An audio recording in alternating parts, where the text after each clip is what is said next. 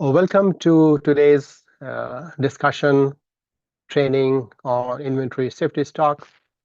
It's a very important topic within inventory management and supply chain subject as a whole. Thanks for your time to be here with us. At the end of this presentation, you will receive access credential to BRASI LMS, where you can log in, take a small quiz, and download the certificate. And you can always contact us for any assistance. We'll be glad to assist you. We'll discuss about safety stock, what it is, the importance of it, and the role of safety stock within supply chain, and what are the challenges, consideration. The key is how to calculate safety stock. That's I think most people would like to know the options and the formulas and all that. This is a little bit about me, Aftab Khan. I'm based in the US office of BRASI. I've had some certifications in supply chain. I have 40 years of experience in multiple corporations around the globe, different functions. I've been around a little bit, but again, like I said, we're all students and we keep learning. My special interest is in continuing education and to share experiences and information. About today's event, as a token of thanks, once this meeting is over, shortly after, you will receive access credentials to reach the BRASI LMS. You'll have an account.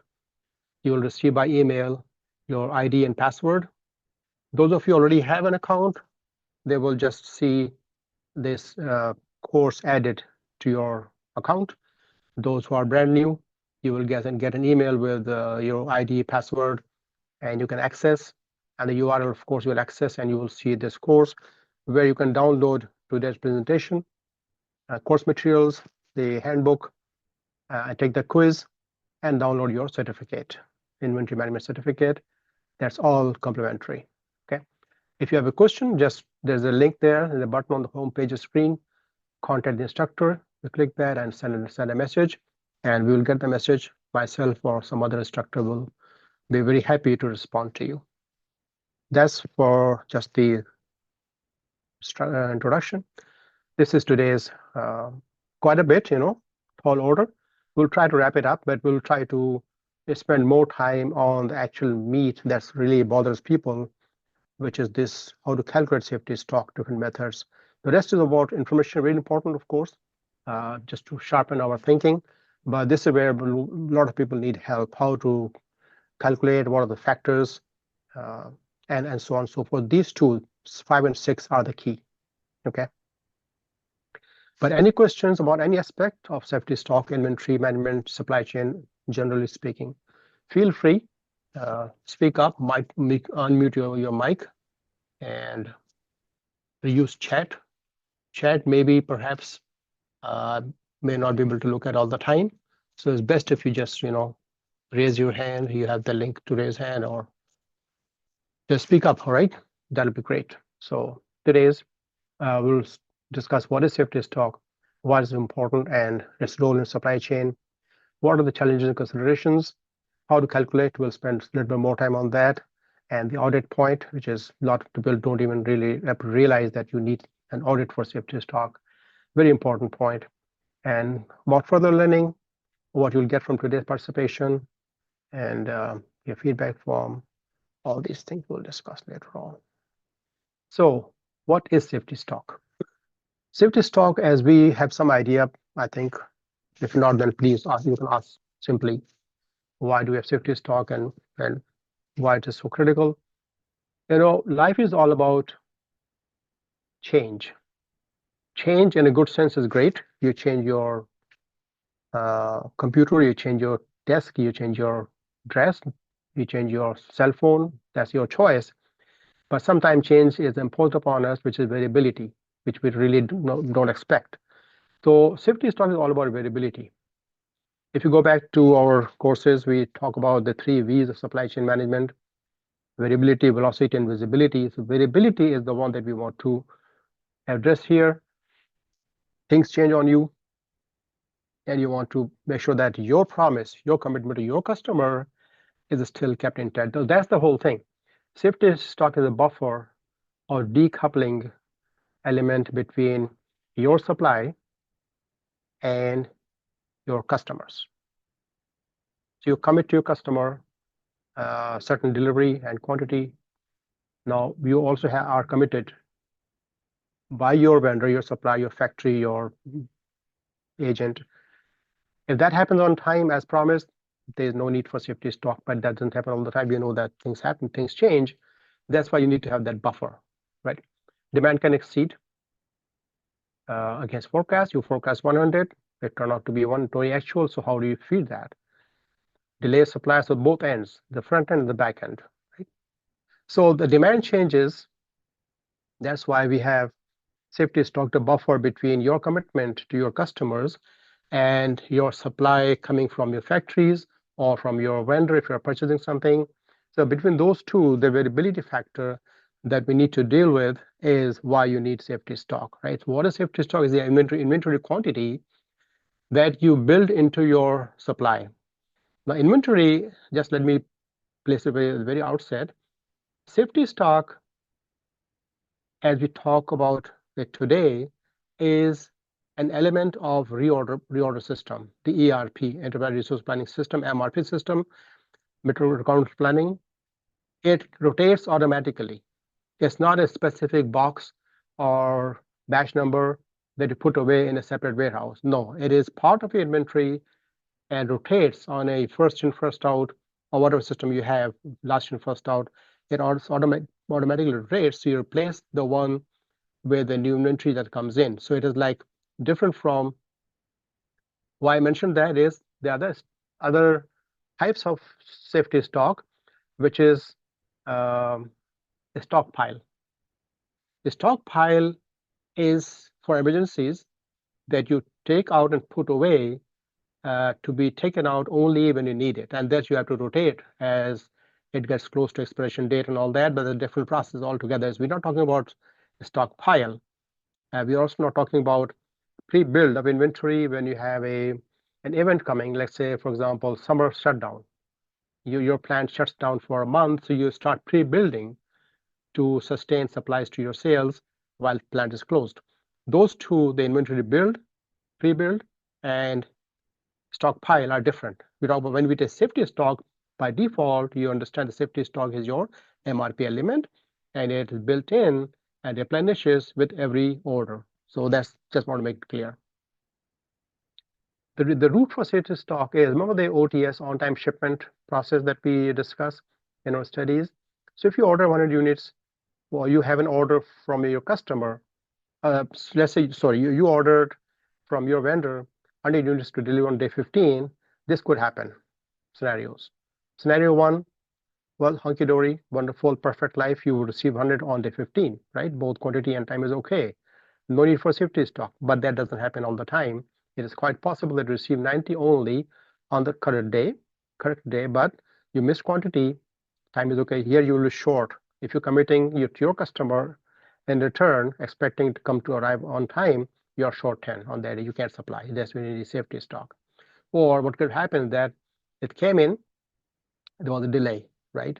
Now you have to have a strategy. You can't keep 100% on safety stock. You have to have different strategies, lead time, or both missed. So OTS is a metric of your safety stock as well. You can use that data to determine what safety stock should be.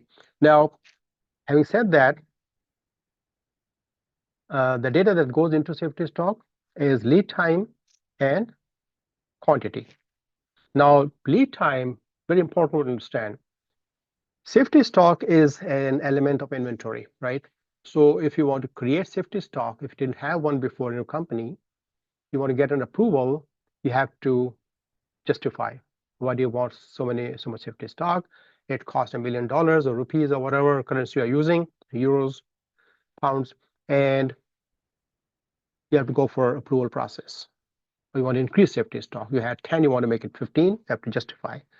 On the other hand, lead time, it does not have a formal review process as you have for quantity of safety stock, just because it's not considered as a financial aspect. Although the fact is Lead time results into inventory. So if you increase your lead time from 10 to 15, your actual lead time is 10, but you're adding a safety lead time of 5. So now it's making 15. Guess what? Your inventory arrives 5 days before each time, and that's your safety stock. So be very careful as supply chain professionals to question and audit your lead times. If there are lead time buffers, unknown buffers, unchecked buffers, they are adding to your inventory and in a different indirect way. So that's just a point for you to keep in mind. Okay. Why is important? Uncertainty, right? Customer target. We will talk about customer service levels. Very important aspect. Um, Seasonality, right? To be ready. Seasonality a little bit more dynamic aspect. So we'll talk about fixed and dynamic safety stocks. And flexibility. You want to, if you are buying raw materials and safety stock is a part of the equation, is there for to have your factory always supplied with material. They shouldn't be running out because a vendor got delayed or something got rejected. So safety stock, a very important point to remember as well, is maintained at the front end of business and the back end of the business. Front end meaning you're talking to if you're keeping finished goods as finished good level, what you ship to your customers. If you're industrial customer, your customers are industries, factories, so your finished good is their raw material. If you are manufacturing consumer goods, your customers are retail stores, wholesalers, or customers directly. So you keep safety stock at the front end, finished good, and you keep safety stock at your back end, which is raw materials. So if you want to buffer the vendor performance, failures, delays, you want to keep.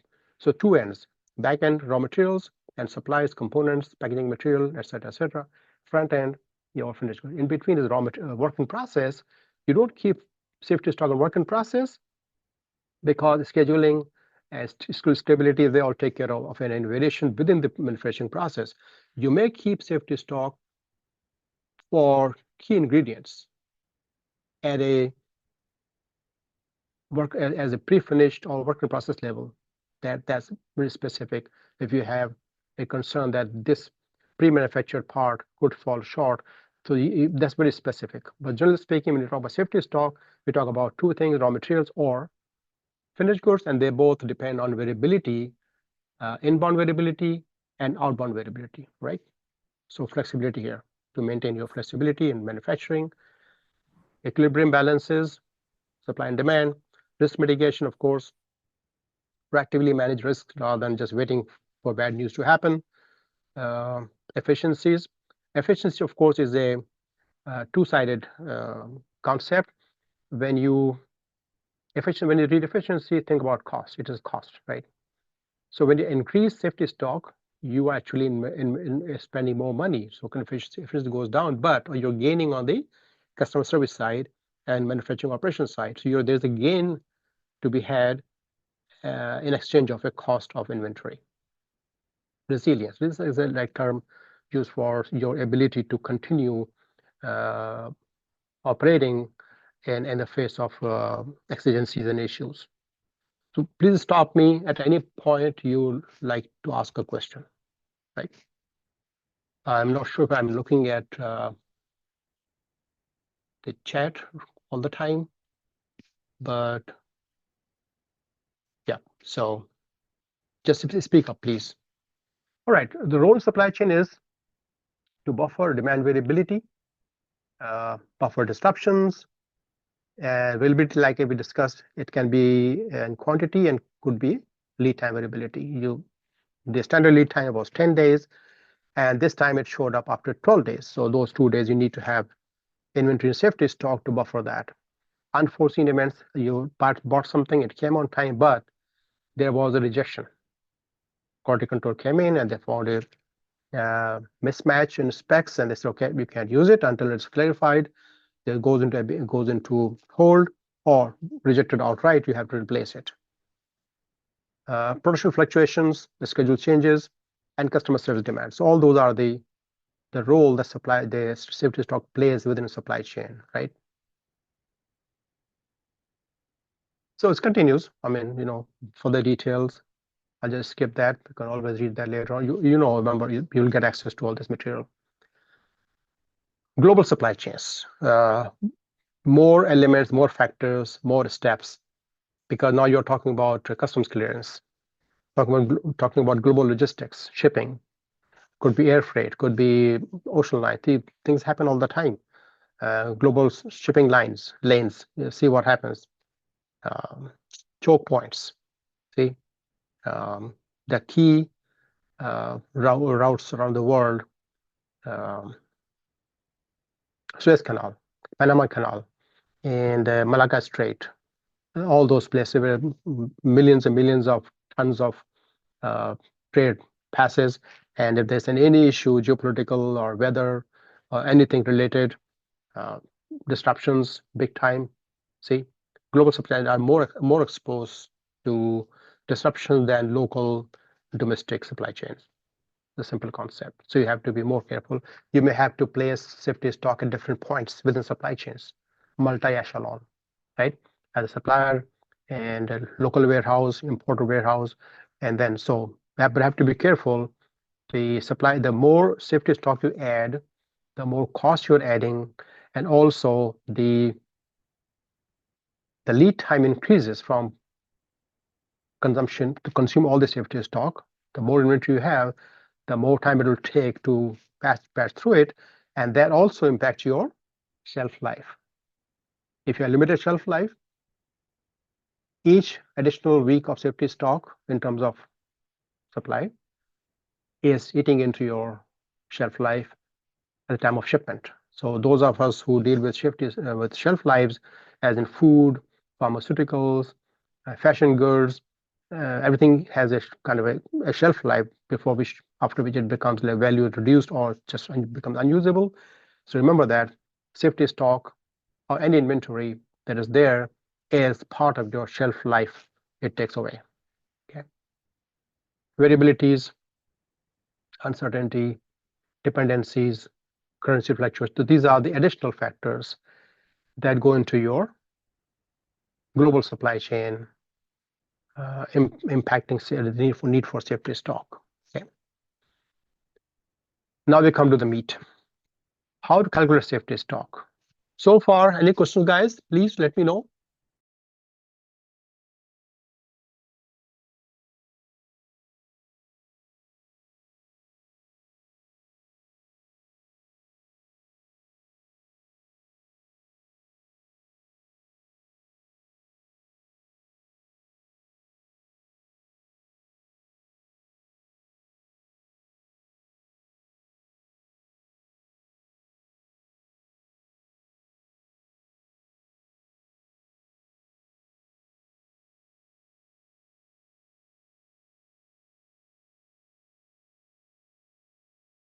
You want me to slow down, or is it okay? Because we passed through some key points. I addressed few points only, but I want to spend more time on the calculation part and some more critical stuff.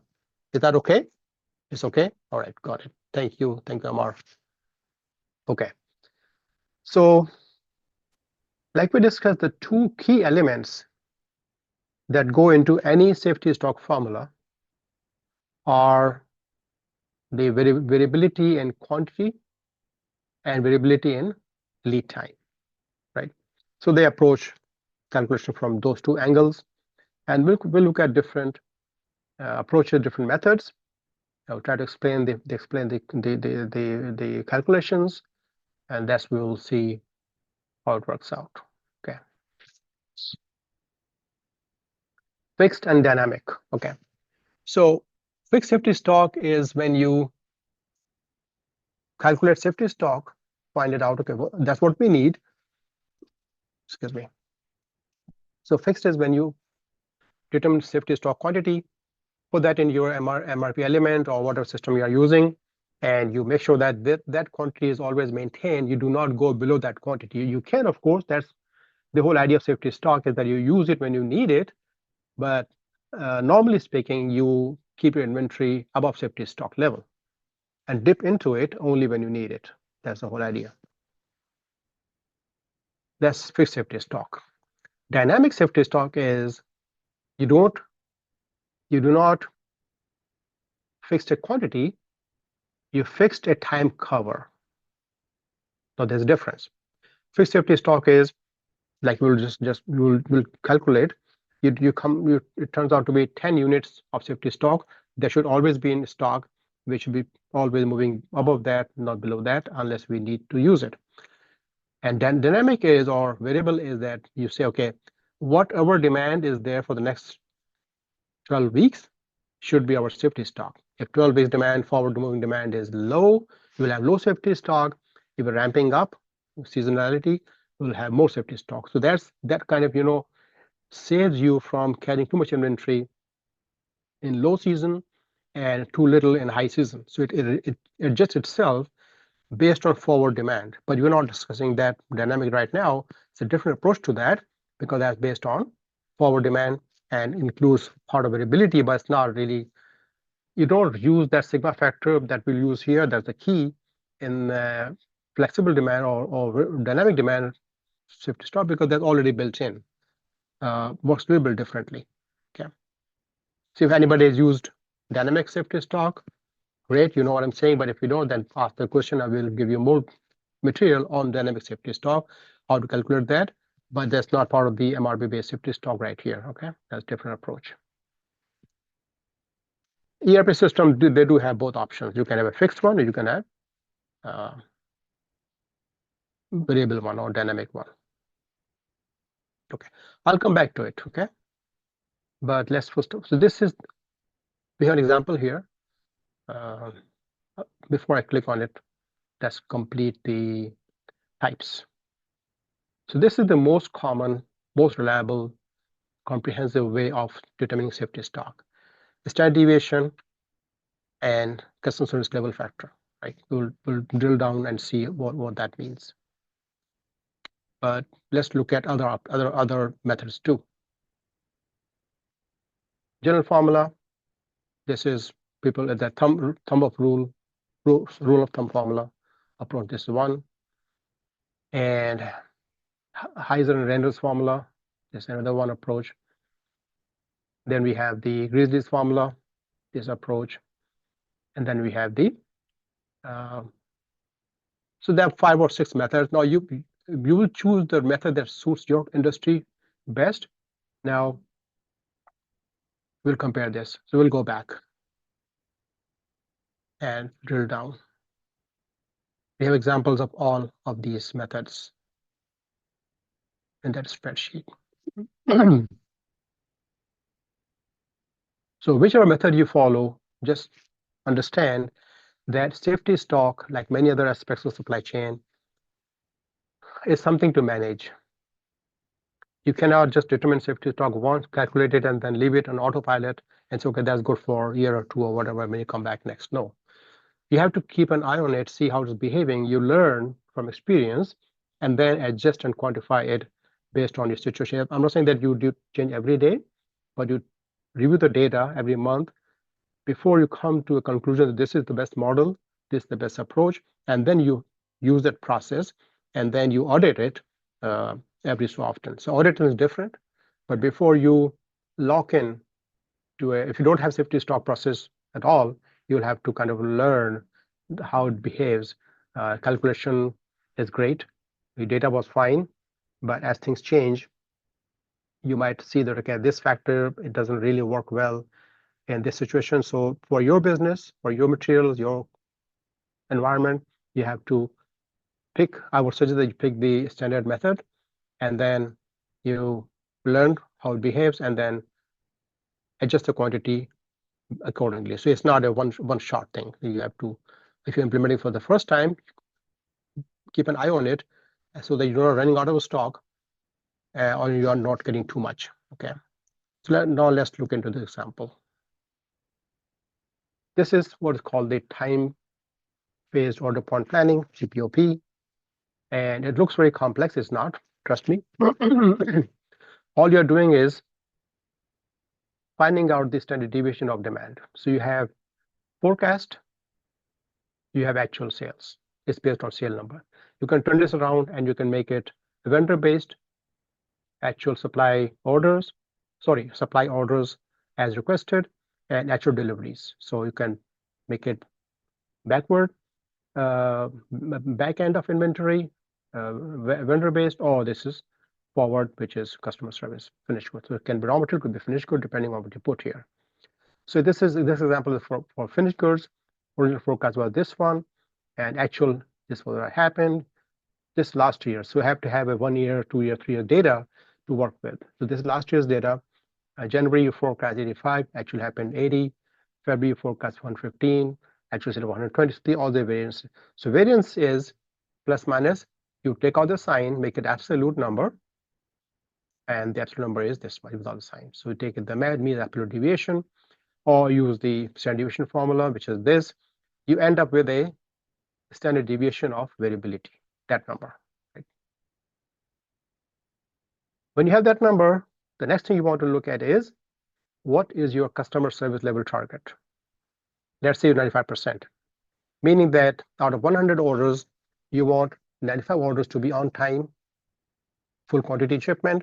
You can live with 5% misses, and you can, of course, have a strategy how to deal with that, give customers some options or negotiate, etc., because you want 100% satisfaction from the customer. But inventory wise, if you go 100%, it can be very expensive. So then for this, because it is all based on what you call the normal distribution, the statistical chapter that I think we all studied that. If not, then it's simply normal distribution, which deals with natural happening in life, and things have a central tendency. And then there's dispersion around the central tendency. There's an average, and this, for example, if you take the average of this, you can see the average here, which is in 99. We also have standard deviation. You see none of these is 99, none of these. But 99 is the number, that's the middle number, that's the average, and things are around that. So the central tendency is 99. This is a deviation, the major dispersion is 6. So we got this 6. Now we want to see if you want to maintain 95%. So this table is a normal distribution table. You can pick up from any textbook. This is not that we created. This is a standard given. It's called the Z factor. So if you want to target 95% customer service, the Z factor for that is 1.64. All that means is that, go back to the formula, times, you got standard deviation through this method, this is 6, and the Z factor is, for your customer service target level 95%, it is 1.64. That's given to us. Multiply these two, 6 times 1.6 equals 10. So 10 is your magic number. It tells you that if you keep 10 as a safety stock, most probably you'll be good shipping to customers 95% of the time, and the only risk of 5% misses. That's your number. If you want to increase your customer service target higher, move it higher, let's say 98%, it'll become 2.05, right? So 2.05, meaning you need to keep 12. Now inventory cost goes up, but of course you're getting better customer service, right? So that's something you have to decide. This is a management decision. You have to kind of present different factors and come to a conclusion. This is most companies follow in consumer goods. 95% is a magic number, but you want to keep it close to 98, 99. Remember that the more you go up, of course, the factor goes up, inventory goes up. You want to keep 90%, you only have 1.28. So this is the table you have to follow. So two factors you need in this approach. Standard deviation, calculate the standard deviation of variability between supply and actual and forecast. Once you have that, determine what your customer service target is, pick the number from here, and apply that's your safety stock quantity. Any question here? Any questions here? You good so far, guys? What do you think? Make sense?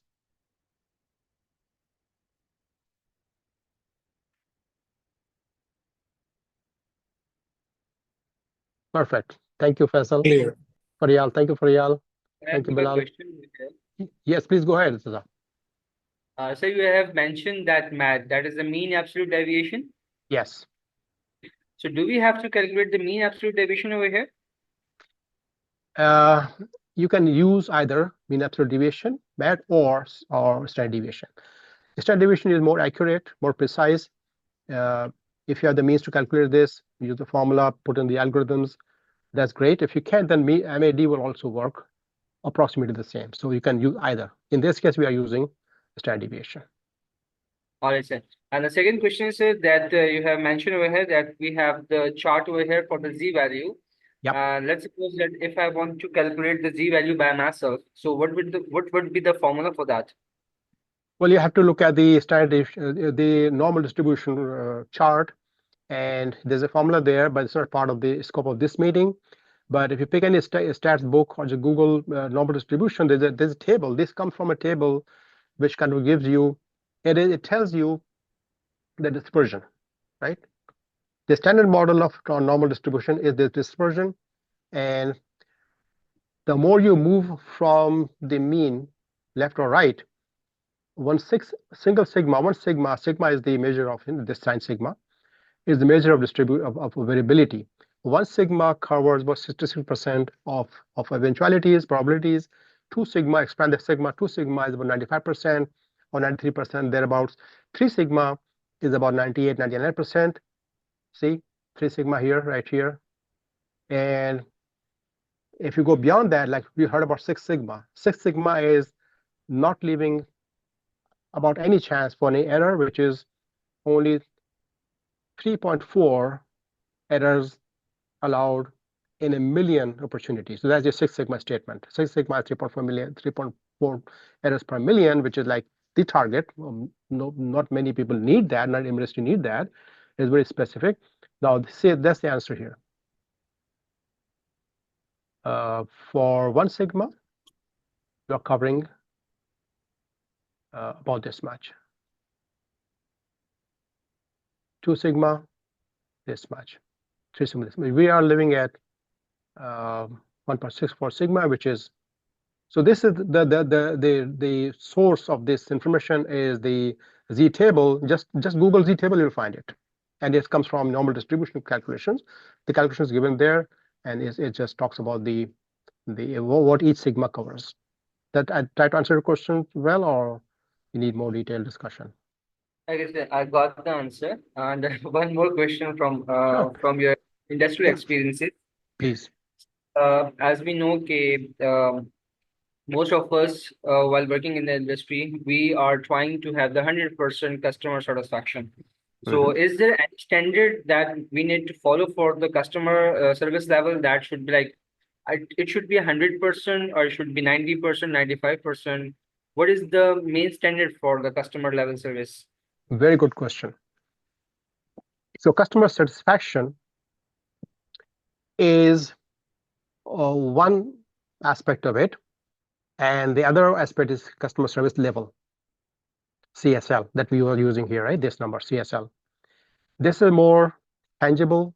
You can calculate this, has all the factors. It affects your cost and efficiency and customer service level. Satisfaction includes more than safety stock, more than shipments. It's about communication, about innovation, service innovation, about rapport you build with them. So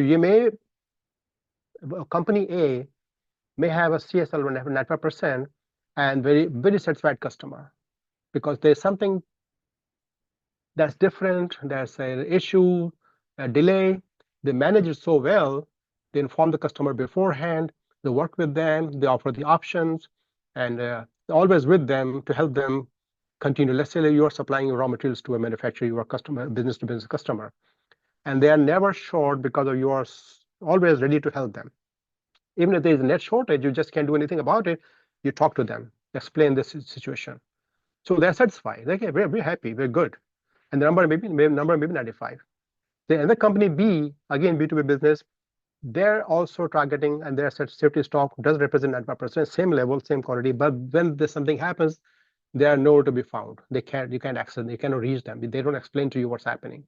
They really don't care. I mean, hey, this is what it is, take it or leave it. That's not, so the customer is not satisfied. They say, what's going on? We need better service.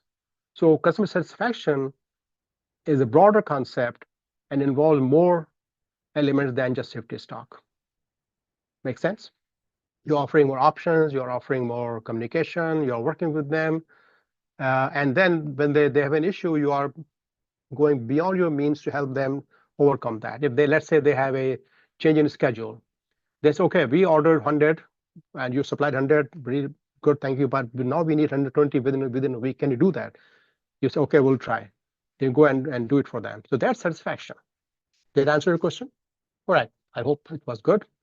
Let's move on. So this is the most standard method of determining safety stock for most consumer goods. And let's go to the next one on the slides. General formula, it says max daily usage times max lead time. See here, they're adding lead time factor. Here, you don't see lead time here, but you can add a factor, and that's a bit more detail. So got the same safety stock, but the lead time you added here, so use a different formula. Again, when you see max, you see max is this. Max, right? When you say max, max could be an outlier. You have an average of 10, 12, 11, and then one day it happened 20. If you take 20 as a max, it may distort your calculations. So you have to be careful that when you pick max, it's not an outlier, it's not a free quantity. So at a balanced max, it really happens sometimes. Okay, so there are catches, I think you need to be careful about. This is other formula that we discussed, another approach. It just takes safety stock equals z factor times the sigma value and the demand lead time. Demand during lead time, DDLT, should be DDLT here, demand during lead time. And then the Grizzly formula, similarly, the formula is totally different, sigma lead time, sigma of lead time, variability of lead time, and average demand times Z factor. So different methods, right? But I would recommend this method for most consumer goods. This is what I've done from experience. It has very comprehensive, and you can add factors for lead time, factors for frequency of supplies. Let's say you make that batch only 3 times a year, so like more opportunity of missing it, or the delivery frequency or lead time. The longer the lead time, the more risk of missing it. So lead time factor, frequency factor, those two factors you can add to it, but we not include that here. But that's part of the approach. And that. Any questions on the calculation, guys? Any feedback? Need more detail? So I have one more question. Yes, please. Can I ask the question, please? Yes, please, go ahead. Yes.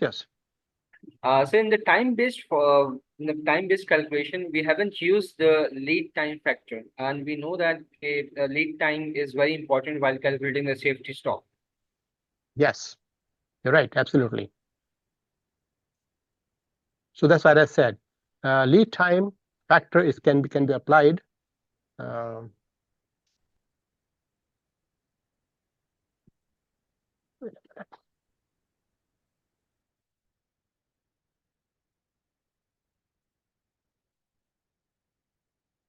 Fix this thing forever.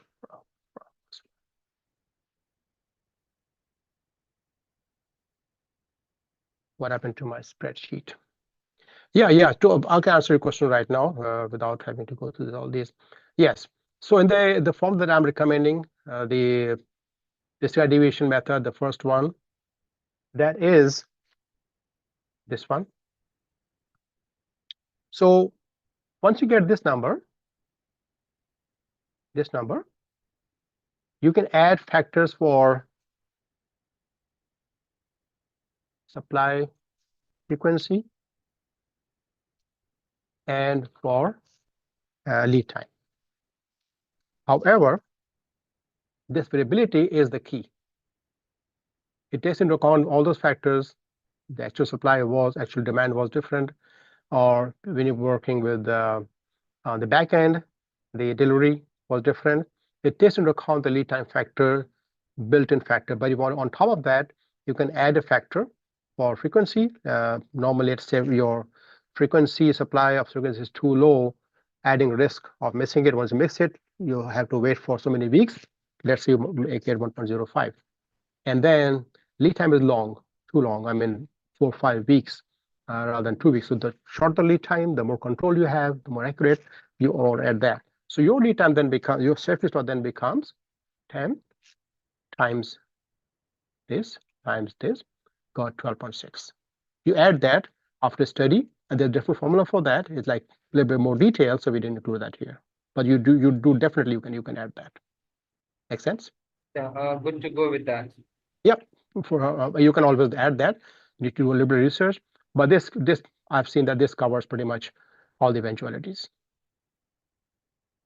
And like I said, you have to monitor and adjust it on an ongoing basis. If you build that as well, when the lead time changes, you have to change that as well, and then your formula becomes this one, the whole thing. Good question. Absolutely. This is what we did.